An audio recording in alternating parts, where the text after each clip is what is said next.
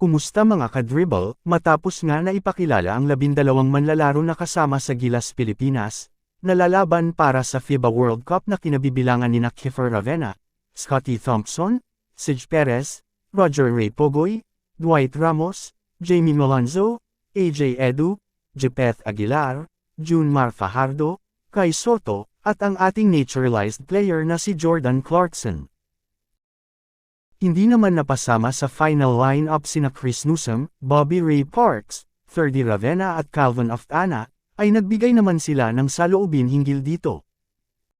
Anila, lahat sila ay deserving na mapasama sa lineup ngunit nagpapasalamat pa din sila lalo na sa coaching staff sa tiwala sa kanila, buong puso nilang susuportahan ang pambansang koponan.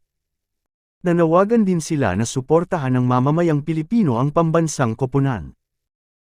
Unang makakalaban ng Gilas ang Dominican Republic sa August 25 sa ganap na 8:00 ng gabi, nagaganapin sa Philippine Arena.